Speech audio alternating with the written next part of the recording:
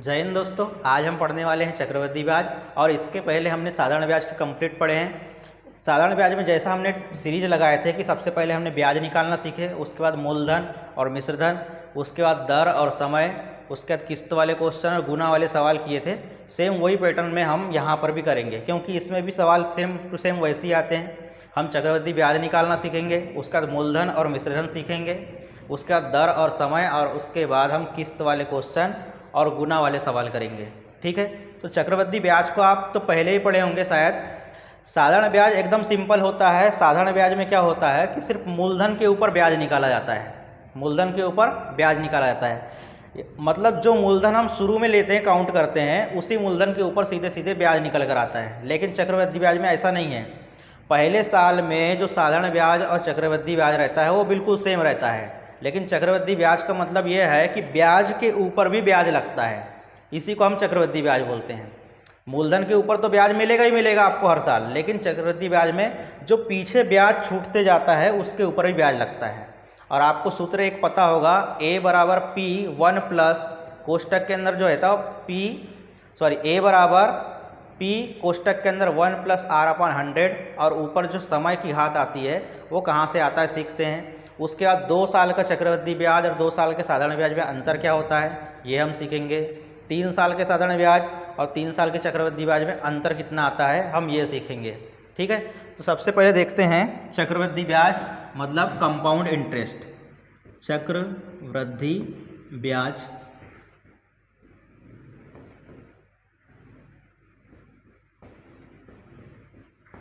Compound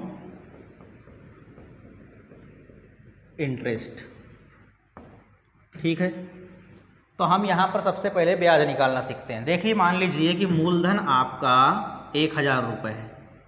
मूलधन आपका 1000 रुपये है और दर जो है 10% है।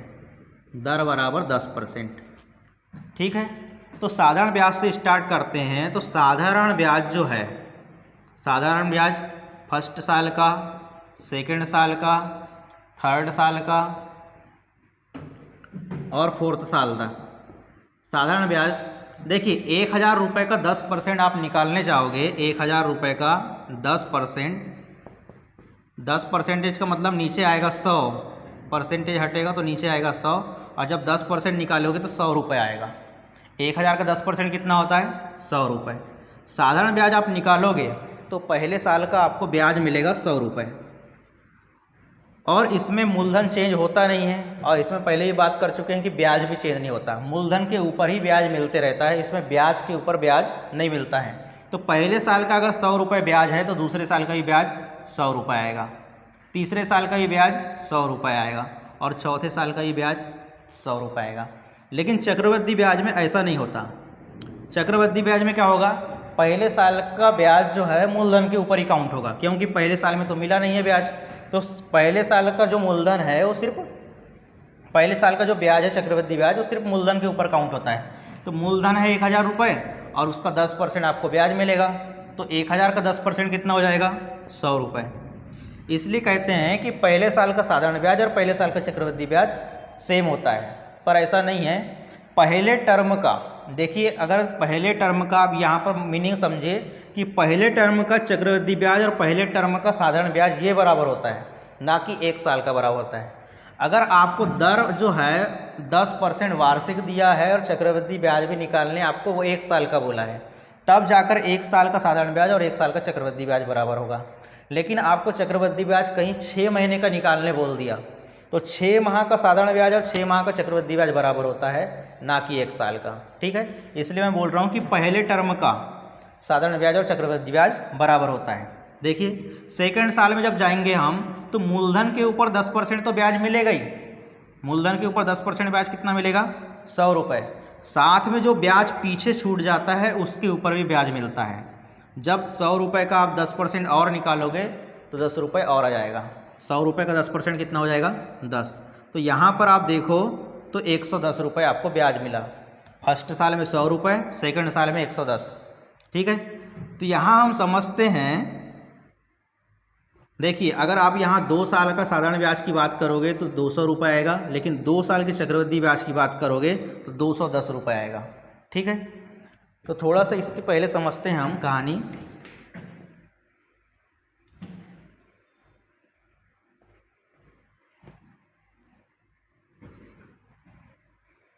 देखिए 2 साल का जो चक्रवृद्धि ब्याज हो गया टोटल 210 रुपये हुआ, लेकिन 2 साल का आपको साधारण ब्याज पता करना होता तो सिर्फ 200 रुपये होता। पहले साल में भी 100 रुपये और दूसरे साल में भी 100 रुपये। लेकिन यहाँ पर क्या हुआ है कि पहले साल में 100 रुपये मिला है, दूसरे साल में 110 रुपये मिला है, तो ये 210 रुपये आया। यहाँ समझते हैं, देखिए पहले साल का जो ब्याज होता है चक्रवृद्धि ब्याज, वो साधारण ब्याज के समान ही होता है। मतलब मूलधन के ऊपर जितना भी दर रहता है उसका परसेंटेज लगता है। मूलधन का दर परसेंट यानी कि R/100, मूलधन का दर परसेंट, ठीक है। और इसमें हम मूलधन जोड़ दें, इस ब्याज में अगर मूलधन जोड़ दें तो मूलधन और ब्याज मिलाकर क्या बन जाता है? मिश्रधन। मिश्रधन, यहाँ से मूलधन कामन निकाल लोगे तो यहाँ पर बचेगा 1 और यहाँ पर बचेगा, यहाँ से भी मूलधन कामन निकल गया तो R/100, R/100। मतलब पहले साल का मिश्रधन इतना आया। मूलधन और ब्याज मिलाकर कितना बन गया? P1 + R/100, ठीक है। दूसरे साल का देखते हैं। देखिए और एक चीज़ बता दे रहा हूँ मैं आपको, पहले साल का देखो अलग अलग निकालने से अच्छा क्या है कि 1000 रुपये आपको मूलधन दिया हुआ था, दर जो है 10% दिया हुआ था, ये है मूलधन, इसका 1000 का 10% निकाले तो 100 रुपये आया। फिर उसके बाद 1000 का 10% निकाले तो फिर 100 रुपये आया। लेकिन जो पीछे ब्याज छूट जाता है उसका भी 10% निकाले तो 10 रुपये आया। अगर आपको 110 रुपये का डायरेक्ट मान चाहिए तो क्या करना होगा आपको कि 1000 रुपये का 10% निकाले तो पहले साल का ब्याज, अगर ये पहले साल का ब्याज यहाँ पर जोड़ देता हूँ तो ये बन जाएगा मिश्रधन। तो जो पहले साल का मिश्रधन रहता है वो दूसरे साल के लिए मूलधन बन जाता है। देखिए यहाँ पर 1000 + 100 कितना हो जाएगा? 1100, और 1100 का आप 10% निकालोगे तो आएगा 110। 110 यहाँ पर भी आ रहा है 110। मतलब अलग अलग निकालने से अच्छा है कि आप पुराने मूलधन में पुराना ब्याज जोड़ दीजिए। मूलधन में अगर ब्याज जोड़ देंगे तो हो जाएगा 1100 और 1100 का 10% निकालेंगे तो 110। यानी यहाँ पर मूलधन और ब्याज के ऊपर ब्याज निकालने की ज़रूरत नहीं पड़ती। मतलब पहले साल का जो मिश्रधन बन जाता है 1000 + 100 1100 रुपये, वो दूसरे साल के लिए मूलधन कहलाता है।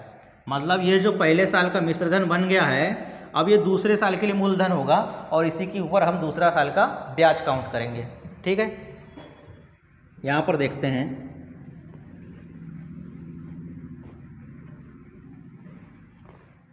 देखिए ये पहले साल का मिश्रधन है और यही पहले साल का मिश्रधन दूसरे साल के लिए ब्याज बन जाएगा।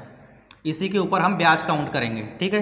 देखिए ये पहले साल का ब्याज था, ये पहले साल का ब्याज है, CI1 लिख देता हूँ मैं, और ये हमारा मूलधन है। तो मूलधन में हम ब्याज जोड़े तो ये मिश्रधन बन गया। मिश्रधन, यहाँ से मूलधन कामन निकालिए तो यहाँ पर बचेगा 1 और यहाँ बचेगा R/100, ठीक है। देखिए दूसरे साल का ब्याज, दूसरे साल का चक्रवृद्धि ब्याज निकालना है हमको, तो इसी के ऊपर ब्याज निकालेंगे हम। P1 + R/100, ये बन गया हमारा दूसरे साल का जो पहले साल का मिश्रधन है वो दूसरे साल के लिए मूलधन बन जाता है। इसी के ऊपर हम ब्याज निकालेंगे तो ब्याज कितना है हमारा? R/100। ये बन गया हमारा दूसरे साल का ब्याज। ये कंप्लीट बन गया दूसरे साल का ब्याज। देखिए दूसरे साल का ब्याज, पहले साल का ब्याज और मूलधन जोड़ देंगे तो हमारे को दूसरे साल का मिश्रधन मिलेगा, A2 मिलेगा। A2 क्या होगा? P यानी कि पहले मूलधन, फिर फर्स्ट साल का CI और सेकंड साल का CI, इन सबको जोड़ेंगे तो हमको दूसरे साल का मिश्रधन मिलेगा। सीधा है। देखो मूलधन और पहले साल का ब्याज मिलाकर कितना बना था? तो यही तो बना था, P1 + R/100, और ये दूसरे साल का है तो हम इसको जोड़ देते हैं, P1 + R/100 × R/100, ठीक है। ये पहले साल का मिश्रधन है और ये दूसरे साल का ब्याज है। तो पहले साल के मिश्रधन में दूसरे साल का ब्याज जोड़ दोगे तो आपको दो साल का मिश्रधन प्राप्त होगा। जब यहाँ से आप देखिए, यहाँ ये अलग टर्म है और ये अलग टर्म है, बीच में प्लस आ गया तो ये अलग टर्म बन जाता है और ये अलग टर्म बन जाता है। इन दोनों में आपको ये पूरा कंप्लीट कॉमन दिख रहा है तो मैंने कंप्लीट कॉमन ले लिया हूँ, 1 + R/100। 100। तो यहाँ कितना बचेगा, 1 बचेगा, और यहाँ कितना बचेगा, देखिए ये पूरा कॉमन चले गया तो R/100 का बचेगा। ठीक है, ये A2 का मान हो गया। जब A2 निकालोगे आप तो देखिए P इन दोनों का आपस में गुणा हो जाएगा तो बचेगा 1 + R/100 और इसका हो जाएगा स्क्वायर। मतलब जब पहले साल का आप मिश्रधन निकाल रहे थे तो मिश्रधन जैसे ही निकाले तो आया सूत्र आपका P1 + R/100 और इसके ऊपर कुछ नहीं है घात तो 1। जब 1 साल का मिश्रधन लगाते हो तो यहाँ पर 1 की घात आता है, जब 2 साल का मिश्रधन लगाते हो तो यहाँ पर 2 की घात आता है। तो यहीं से आपके सूत्र की उत्पत्ति हो जाती है। जो मैंने इसके पहले साधारण ब्याज में भी सूत्र की उत्पत्ति बताया था कि साधारण ब्याज का सूत्र कैसे बनता है, और यहाँ पर बता दिया कि मिश्रधन, क्योंकि यहाँ हम डायरेक्ट ब्याज नहीं निकाल सकते इन सूत्र के माध्यम से, हमको ये इस मिश्रधन में से मूलधन घटाना पड़ेगा तो हमको ब्याज की प्राप्ति हो जाएगी। ठीक है, ये समझ में आया कहाँ से आया। उसके बाद चलते हैं हम आगे कि 2 साल के मिश्रधन, 2 साल का जो चक्रवृद्धि ब्याज है और 2 साल का साधारण ब्याज है उसमें अंतर कितना आता है। तो इसके लिए मैं आपको पूरा बेसिक बता रहा हूँ। देखिए 1000 रुपये आपका मूलधन है, हमने P की वैल्यू 1000 रुपये माने हैं और दर जो है 10% माने। ठीक है, जब हम साधारण ब्याज निकालते हैं तो मैं यहाँ लिख रहा हूँ फर्स्ट साल, यहाँ है सेकेंड, यहाँ है थर्ड और यहाँ पर है फोर्थ। ठीक है, और यहाँ पर लिख दे रहा हूँ चक्रवृद्धि ब्याज। अंतर समझते हैं, 1000 का 10% होता है 100 रुपये, मतलब पहले साल का ब्याज साधारण ब्याज आएगा 100 रुपये। पहले साल के चक्रवृद्धि ब्याज करेंगे तो वो भी मूलधन के ऊपर ही निकलेगा, तो कितना आएगा 100 रुपये। ठीक है, सेकेंड साल का साधारण ब्याज कितना आएगा, ये हमेशा मूलधन के ऊपर ही निकलते रहता है, तो दूसरे साल का भी 100 रुपये, तीसरे साल का भी 100 रुपये और चौथे साल का भी 100 रुपये आएगा। ठीक है, ये हर साल 100 रुपये आएगा। आपको 10वें साल की बात पूछना है तो वो 100 ही रुपये आएगा। लेकिन चक्रवृद्धि ब्याज को समझते हैं, चक्रवृद्धि ब्याज कितना आता है। चक्रवृद्धि ब्याज पहले साल का तो आपको मूलधन के ऊपर मिलेगा, लेकिन दूसरे साल का जो है मूलधन के ऊपर तो मिलेगा आपको 100 रुपये, साथ में ब्याज के ऊपर भी ब्याज मिलता है। तो 100 रुपये का जो 10% आएगा कितना आएगा, 10 रुपये। ठीक है, तीसरे साल में चलते हैं। तीसरे साल में आपको 100 रुपये मूलधन के ऊपर तो ब्याज मिलेगा ही मिलेगा, साथ में पीछे जो ब्याज छूटते जाता है उनके ऊपर भी वो जो दर लिखा रहता है उसके ऊपर परसेंट मिलता है। यहाँ पर देखिए ये जो है मूलधन के ऊपर आया है 100 रुपये, पीछे ब्याज कितना छूटा है, ये ब्याज छूटा है, ये ब्याज छूटा है, ये ब्याज छूटा है, तो इनका भी 10% यहाँ पर ब्याज जुड़ते जाएगा। तो 100 रुपये का 10% कितना होगा, 10। इस 100 रुपये का 10% कितना होगा, 10, और 10 का 10% कितना होगा, तो 1। ठीक है, चौथे साल की बात करें तो चौथे साल में मूलधन के ऊपर 100 रुपये तो मिलेगा, साथ में ये जितना भी ब्याज छूटा हुआ है उसका भी ब्याज यहाँ पर कंप्लीट मिलेगा। देख लेते हैं कितना ब्याज मिलेगा। इस 100 रुपये का 10 रुपये यहाँ, इस 100 रुपये का 10 रुपये 10%, यानी 100 रुपये का 10% तो 10 ही होगा। इस 100 रुपये का 10% कितना होगा, 10। इस 10 रुपये का 10% कितना होगा, 1। तो ऐसे 10 कितने हैं, 3 बार हैं, तो देखिए यहाँ पर 3 बार 1 आएगा। ठीक है, और इस 1 का 10% कितना होगा, 0.1। अगर मैं आपको सेपरेट बताऊं कि पहले साल, दूसरे साल, तीसरे साल, चौथे साल का ब्याज कितना कितना मिला, तो यहाँ पर देखिए पहले साल का ब्याज मिला है 100 रुपये, दूसरे साल का ब्याज मिला है 110, तीसरे साल का देखो 100, 10, 10 और 1, 121 रुपये, और चौथे साल में हम देखते हैं तो यहाँ पर देखिए ये वाला 100 रुपये अलग है, यहाँ पर लाइन खींच दे रहा हूँ मैं, यहाँ पर जोड़ते हैं तो 130, 130,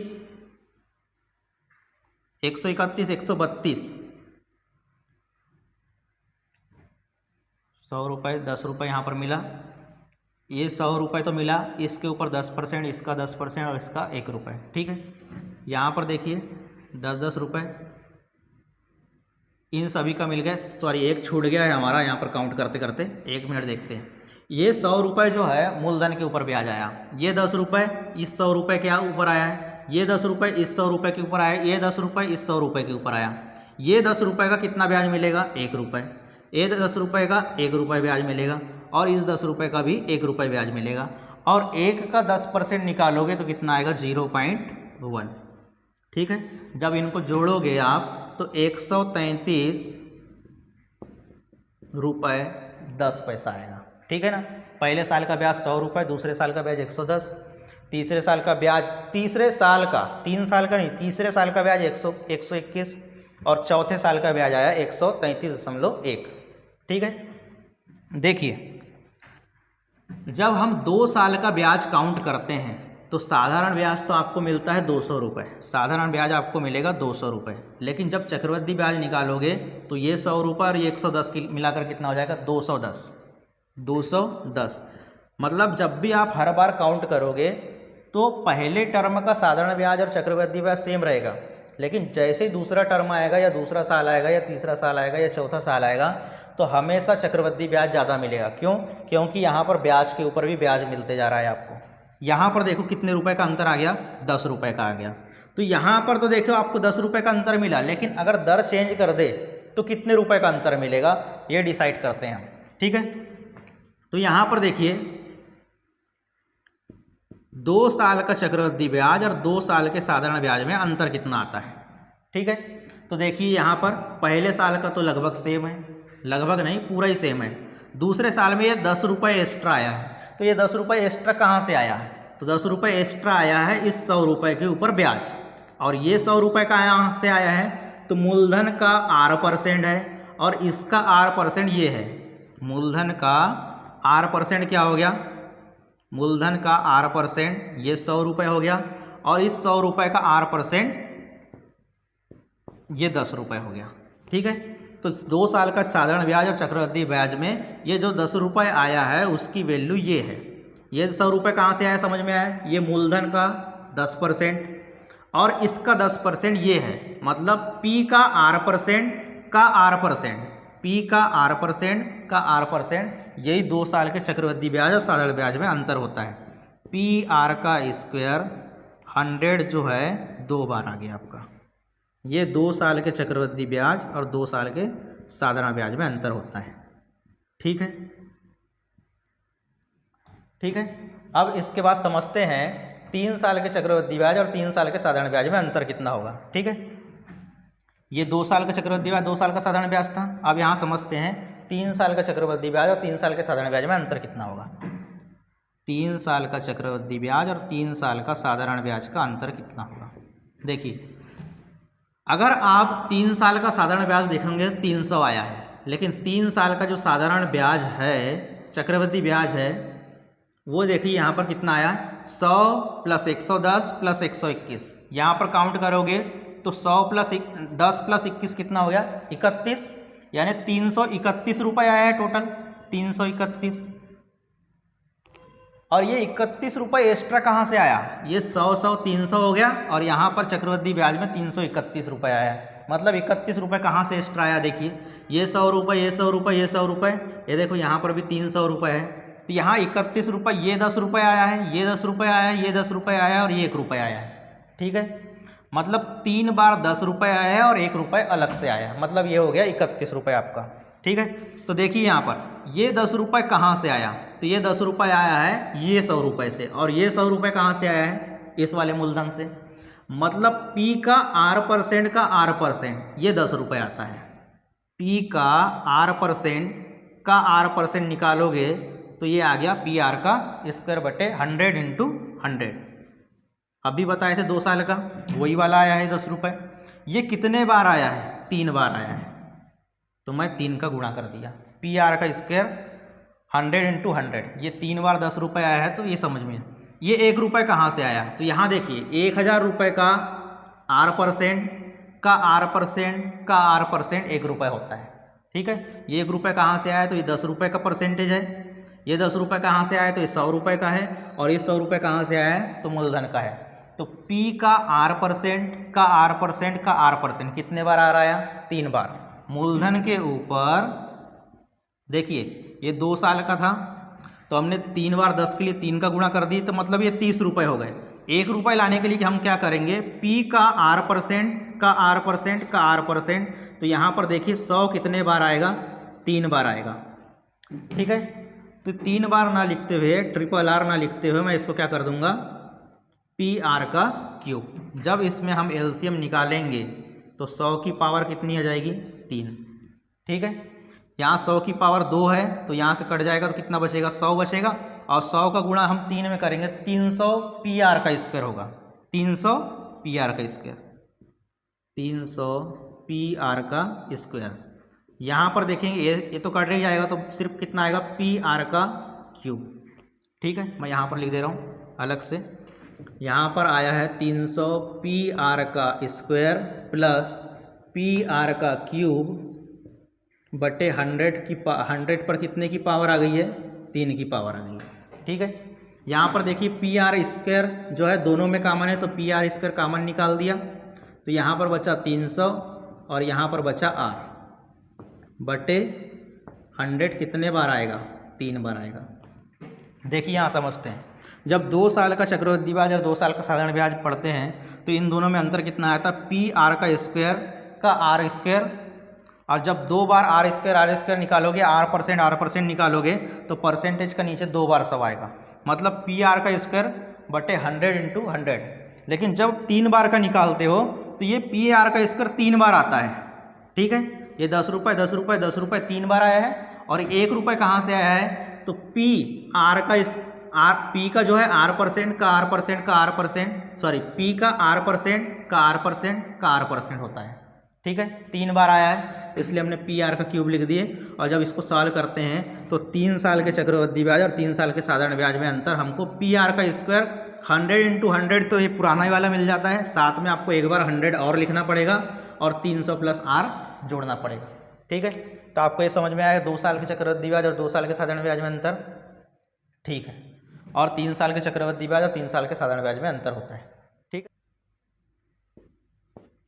2 साल के साधारण चक्रवृद्धि ब्याज और 2 साल के साधारण ब्याज का अंतर का सूत्र क्या पता चला आपको, पी आर का स्क्वायर 100 इंटू 100। ठीक है, 3 साल के चक्रवृद्धि ब्याज और 3 साल के साधारण ब्याज का अंतर क्या पता चला आपको, पी आर का स्क्वायर 100 इंटू 100, ये तो हो गई। ठीक है, एकदम सेम टू सेम होगा, बस आपको आर प्लस 300 लगाना है और नीचे एक बार और 100 लिखना है। तो ये 3 साल के चक्रवृद्धि ब्याज और 3 साल के साधारण ब्याज में अंतर होता है। ठीक है, जब दर जो है 12% की 12 से 1/3% या 12.5% या 14.5% इस प्रकार का जो परसेंटेज देता है तो उस टाइम में आपको चक्रवृद्धि ब्याज 2 साल का चक्रवृद्धि ब्याज और 2 साल का साधारण ब्याज या फिर 3 साल का चक्रवृद्धि ब्याज या 3 साल का साधारण ब्याज अंतर निकालने में दिक्कत होती है।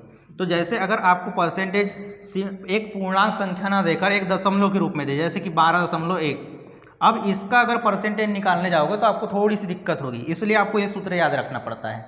अदरवाइज जो है मैं बिना सूत्र के आपको 2 साल के साधारण ब्याज और 2 साल के चक्रवृद्धि ब्याज में अंतर निकालना सिखाऊंगा। अभी थोड़ी देर आप रुकते जाइए, एकदम ये बेसिक था इसलिए हम इसको धीरे धीरे समझते आ रहे हैं। ठीक है, इसके बाद चलते हैं हम आगे।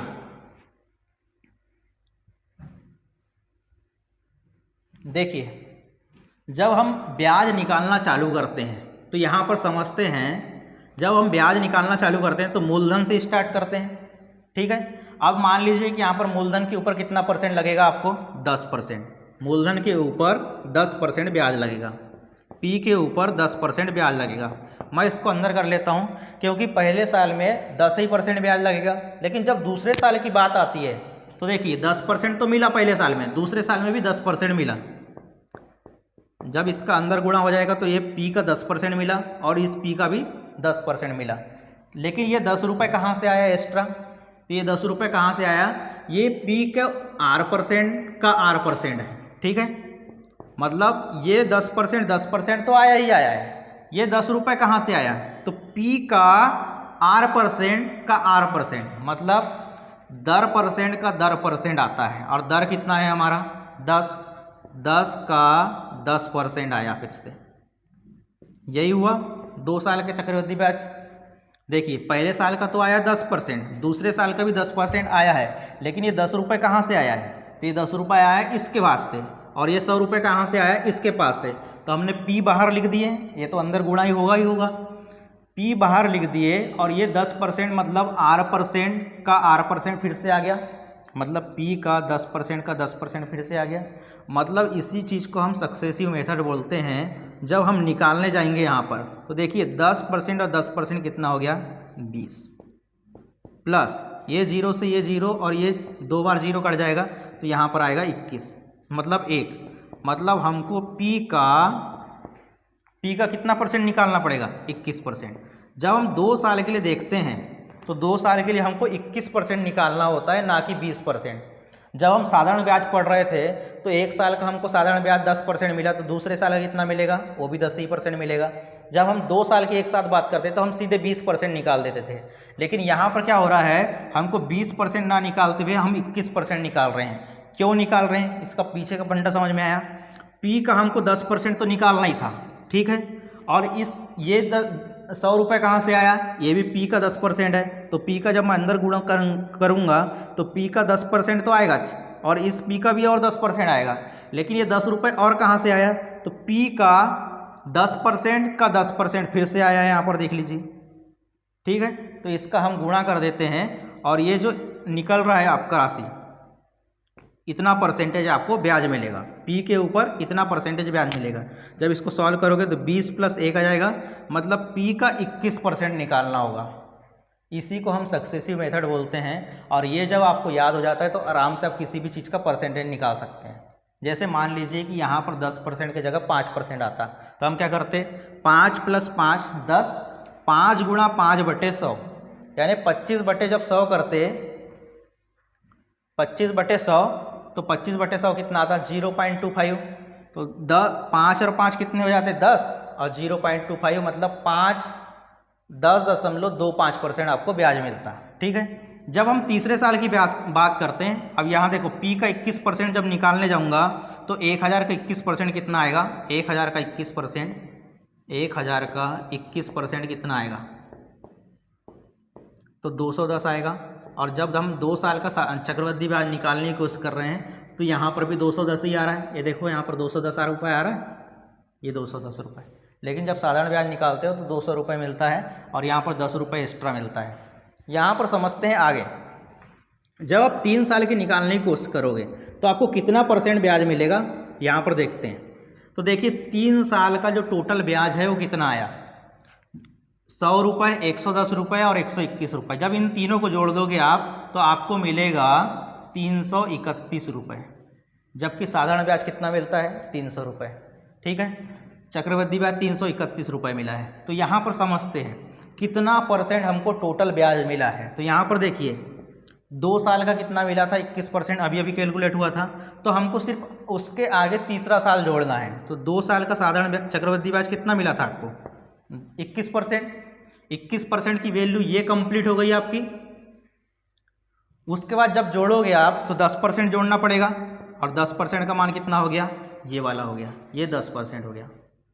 अब 21 रुपये जो ब्याज चाहिए वो 21 रुपये कहाँ से आएगा, तो यहाँ पर देखिए 21 × 10/100, 21 × 10/100। यहाँ पर देखिए ये कंप्लीट आ गया आपका 21% और ये वाला आ गया 10%। ये 10, 10 और 1 मतलब टोटल मिलाकर 21 रुपये आपका कहाँ से मिलेगा। तो यहाँ पर देखिए जब P का आप 21 × 10/100 करते हो तो इतना ही % मिलता है। देखिए यहाँ पर 0 से 0 काट दिया, मतलब 2.1। देखिए P का मान कितना है 1000, और इसका 2.1% निकालोगे तो कितना आएगा, 2.1%। परसेंटेज का मतलब कितना आएगा 100, और जब 0 से 0 काटोगे तो ये दशमलव शिफ्ट हो जाएगा, तो कितने रुपए मिलेगा आपको, 21 रुपये मिला। तो यही वाला होता है, हम इसी को सक्सेसिव मेथड में आगे बढ़ाते जाते हैं, ठीक है। कि मतलब आपको टोटल मिलाकर कितना ब्याज मिलेगा, तो 21 + 10 31, P का 31% तो मिलेगा ही मिलेगा, साथ में कितना मिलेगा 2.1% अलग से मिलेगा।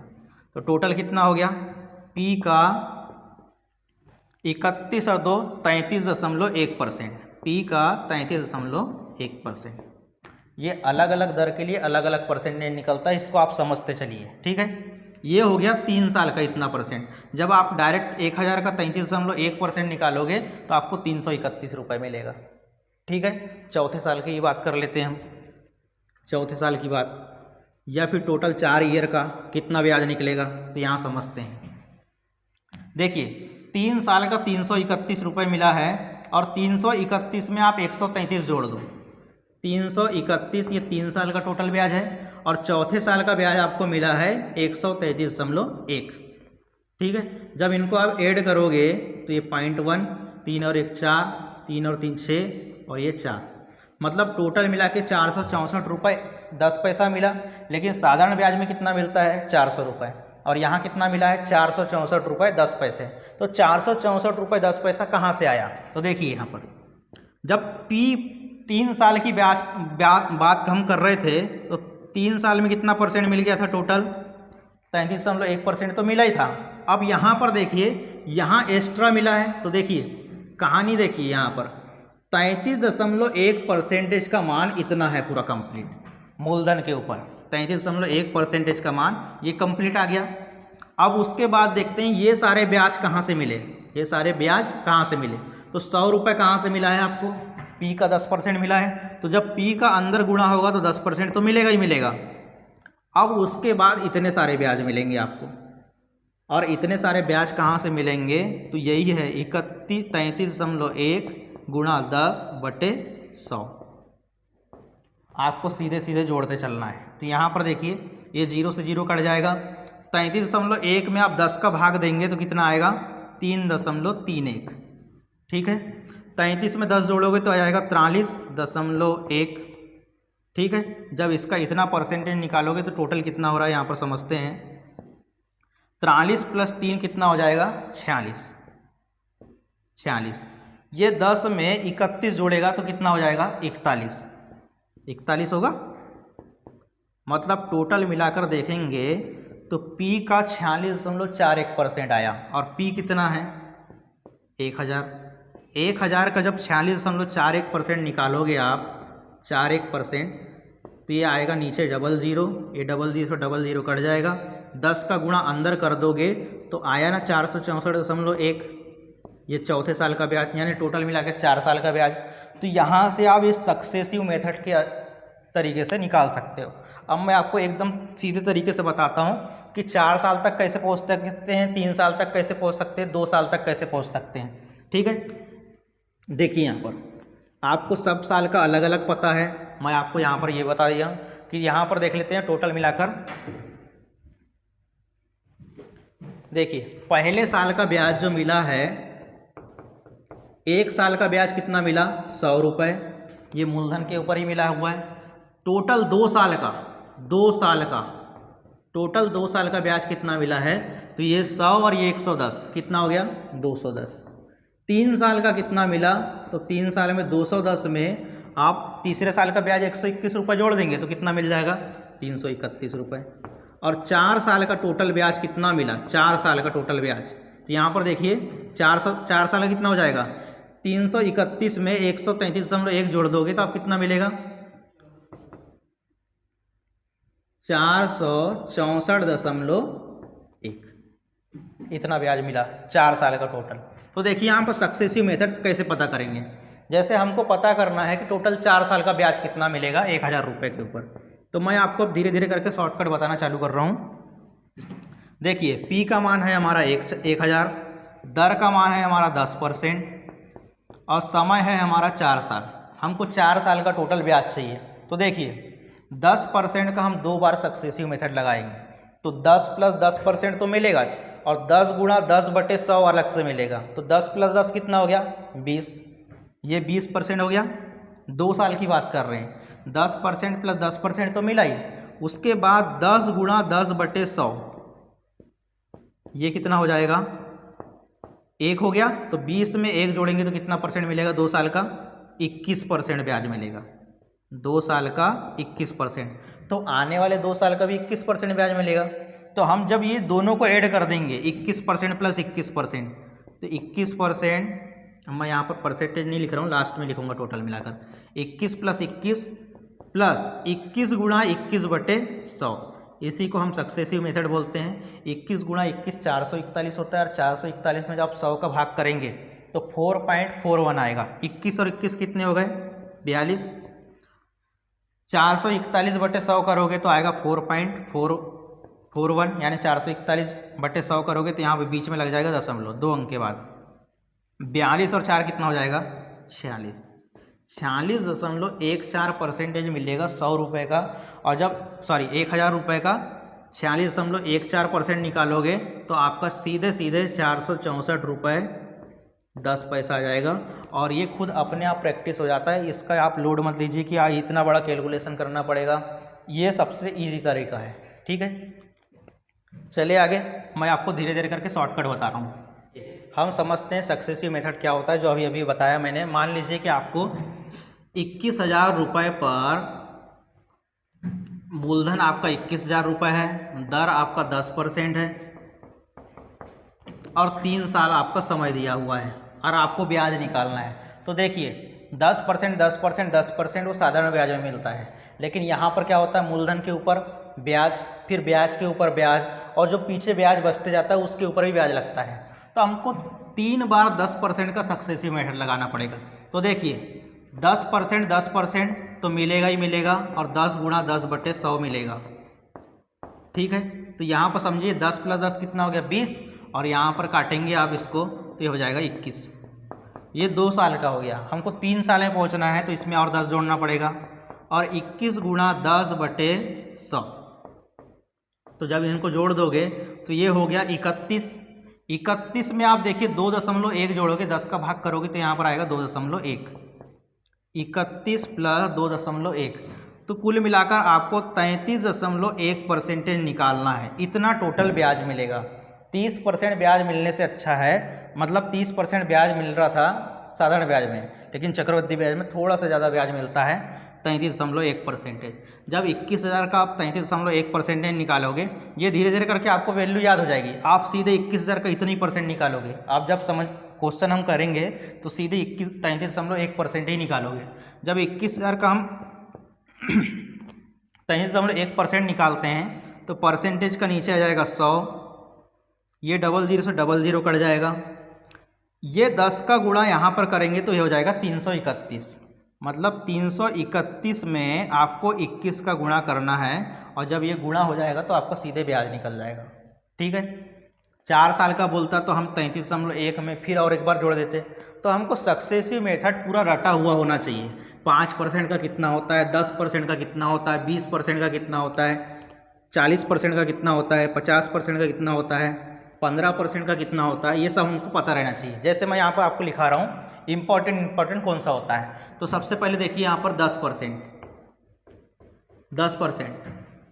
एक साल में तो 10%, एक साल के लिए जो चक्रवृद्धि ब्याज है, साधारण ब्याज है, उतना ही आता है, तो हमको उसको निकालने की ज़रूरत नहीं है। हम 2 साल से बात करते हैं, 2 साल से, 2 साल, 3 साल और ये 4 साल। 10% का आपको 4 साल तक पता रहना चाहिए, ठीक है।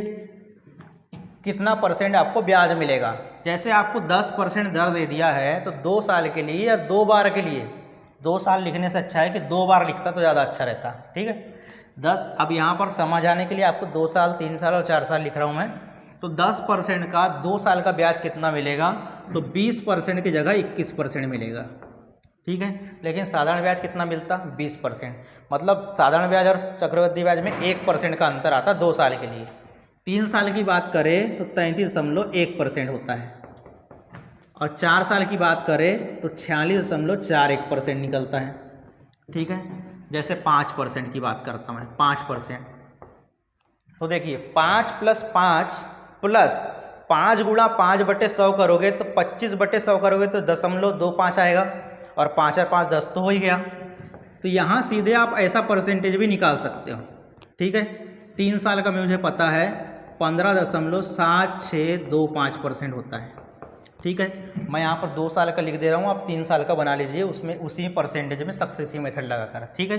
जैसे 5% का हो गया, 15% का कितना होगा, तो देखिए 15 30% तो मिलेगा ही मिलेगा। 15 गुणा 15/100 करोगे तो 15 कितना हो गया 225, 225/100 करोगे तो आएगा 2.25।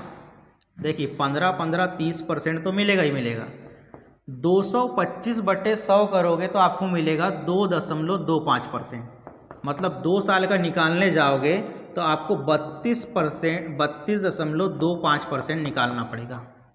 ठीक है, जैसे 20% की बात करें, 20% में कितना मिलेगा? 20 और 20 40 तो मिलेगा, वो साधारण ब्याज में ही मिलता है। चक्रवृद्धि ब्याज में थोड़ा सा और ज़्यादा मिलता है। 20 और 20 40% प्लस 20 गुणा 20/100 यानी 400/100 करोगे तो आएगा 4, यानी टोटल मिलाकर 2 साल का देखेंगे हम तो 44% ब्याज निकलेगा। ठीक है, यानी कि 2 साल का सीधे अगर 20% दे दिया है आपको, साल भर का 20%, और आपको 2 साल का चक्रवृद्धि ब्याज पूछा है तो सीधे आप उस चीज़ का 44% निकाल दीजिए। ठीक है, जैसे यहाँ पर आ गया 25%। 25% की वैल्यू कितनी होगी? 25 और 25 50 तो मिलेगा ही, लेकिन 25 गुणा 25/100 करोगे तो 25 गुणा 25 कितना होता है? 625, और 625 में आप 100 का भाग करेंगे तो 6.25% अलग से मिलेगा, यानी 50% और 6.25% कितना हो गया? 56.25%। ये 2 साल के लिए है। 3 साल के लिए इसमें और 25% ऐड कर लीजिए और 56.25% गुणा 25/100 करके आप तीसरे साल का निकाल सकते हैं। 30% कितना होगा? ये आपको यहाँ पर भी काम नहीं पड़ता, क्षेत्रीय मिति में भी काम पड़ता है, और इसके बाद जब बट्टा पढ़ेंगे हम अंकित मूल्य में तो वहाँ पर बट्टा निकालने में भी आपको सक्सेसिव मेथड काम पड़ता है। देखिए 30% के लिए 2 साल का चक्रवृद्धि ब्याज कितना होगा? तो 30% प्लस 30% 60% तो मिलेगा ही, साथ में 30 गुणा 30/100 करेंगे, यानी कि 900/100 करोगे तो आपको 9% अलग से ब्याज मिलेगा, यानी टोटल मिलाकर देखेंगे तो 60 + 9 69% ब्याज मिलता है। इसी तरीके से आप 2%, 3%, 4%, 10%, 12%, 14% का निकाल सकते हैं आराम से। देखिए जैसे मेरे को किसी ने बोला कि आप 16% का 2 साल का चक्रवृद्धि ब्याज निकालिए, तो 16 और 16 32% तो मिलेगा ही। 16 गुणा 16/100 करेंगे आप तो 256/100 होगा, तो कितना हो जाएगा? 256/100 2.56, यानी 16 और 16 32, 32 और 2 कितना हो जाएगा? 34.56% ब्याज मिलेगा। जैसे 16% का अगर आपको 2 साल का ब्याज चाहिए तो आप क्या करेंगे? 16% पर 16% 32% तो मिलेगा ही मिलेगा, साथ में क्या मिलेगा? 16 गुणा 16/100 यानी कि 256/100 करेंगे तो आपको 2.56% अलग से ब्याज मिलेगा। तो इस प्रकार से देखेंगे तो 32.56% ब्याज मिलेगा। ठीक है, साधारण ब्याज भी एक परसेंटेज है, चक्रवृद्धि ब्याज भी एक परसेंटेज है, लेकिन यहाँ चक्रवृद्धि ब्याज में थोड़ा सा परसेंटेज ज़्यादा मिलता है। ठीक है, आगे चलते हैं।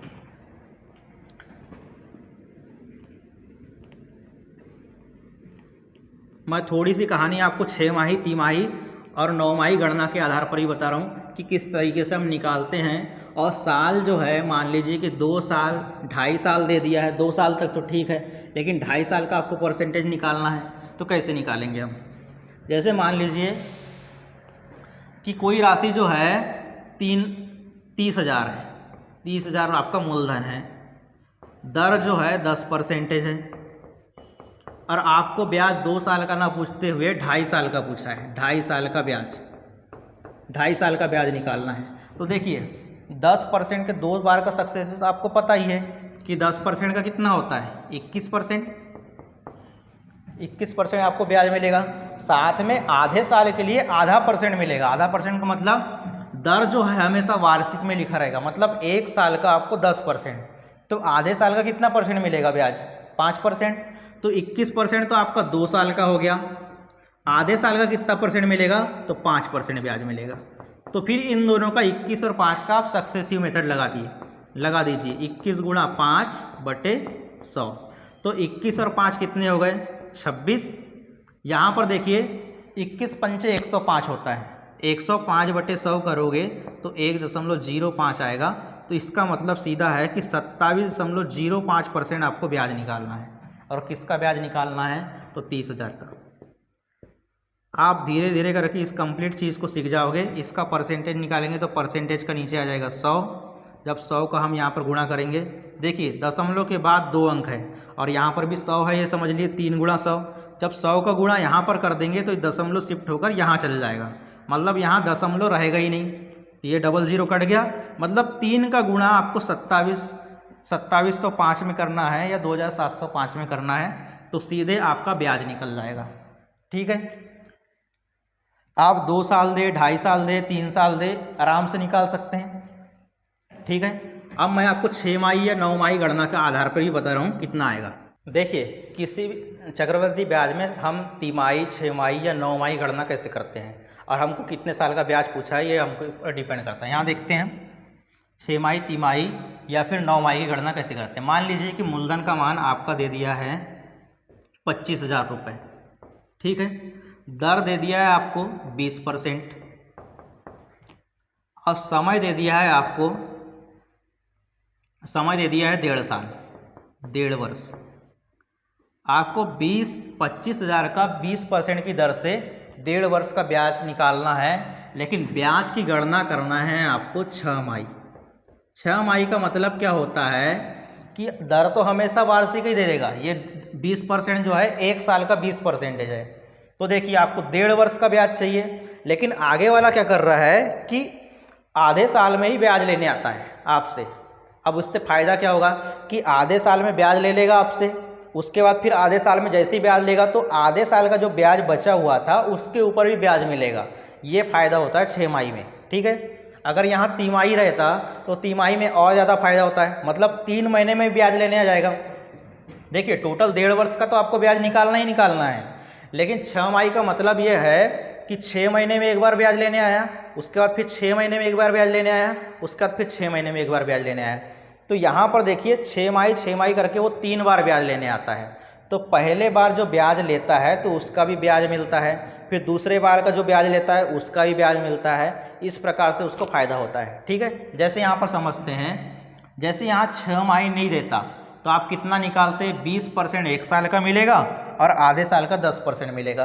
तो 20 और 10% का आप सक्सेसिव मेथड लगाकर निकाल सकते थे। जैसे मैं यहाँ पर 6 माही थोड़ी देर के लिए नहीं रहता तो मैं समझाता हूँ। 20% आपको 1 साल का दे दिया है, 1.5 साल का आपको ब्याज निकालना है। तो देखिए, 1 साल का आपको 20% ब्याज मिलेगा और आधे साल का आपको 10% ब्याज मिलेगा। तो टोटल मिलाकर कितना परसेंट ब्याज मिलेगा, तो 20 गुणा 10 और एक बार करेंगे हम, और ये 100, तो 0 0 कट जाएगा यहाँ पर।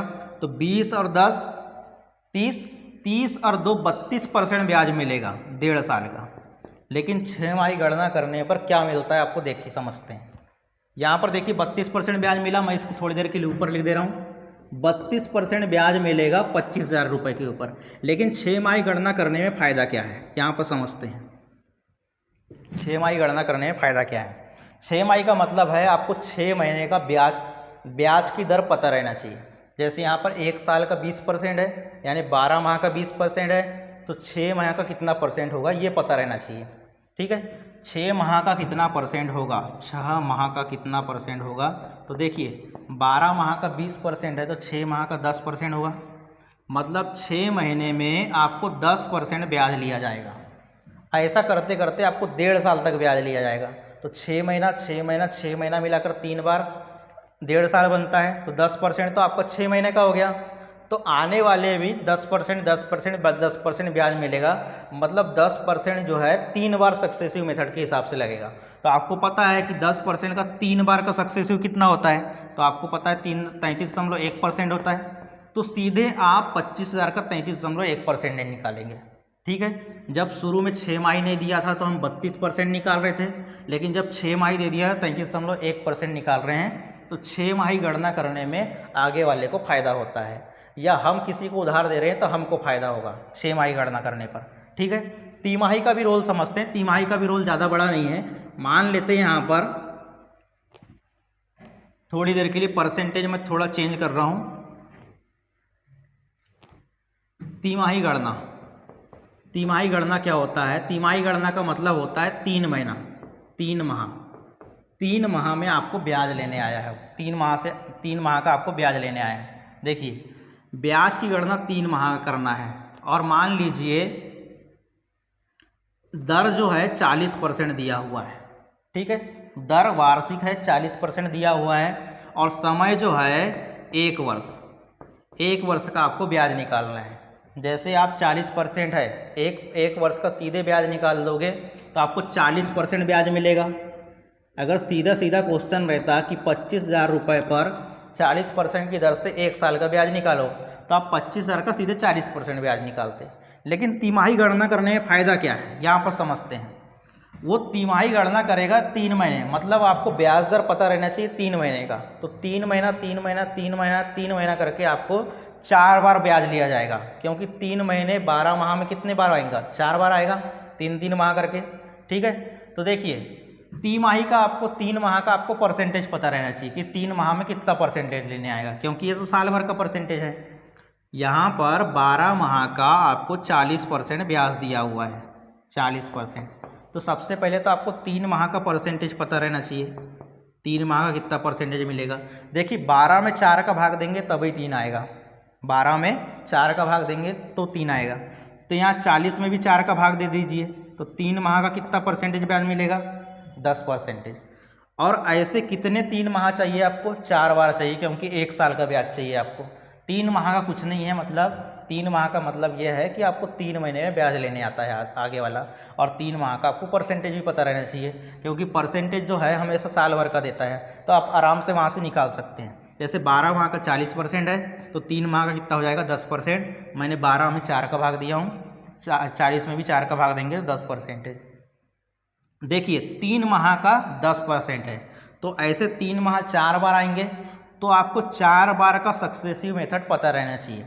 10% का 4 बार का जो परसेंटेज आता है वो आता है 46.41%। ये मुझे पता है, आपको भी पता हो जाएगा, ये ज़्यादा बड़ी बात नहीं है।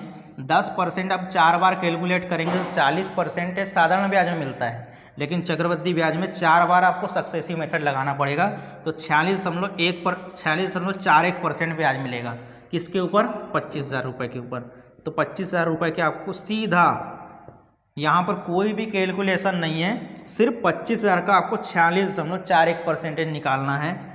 अगर ऑप्शन पास में नहीं रहता तो मैं सिर्फ इसका 46% निकालता। ठीक है, देखिए इसका अगर पूरा एक्यूरेट निकालने जाएंगे तो परसेंटेज का नीचे आ जाएगा 100, ये 100 से 100 कट जाएगा।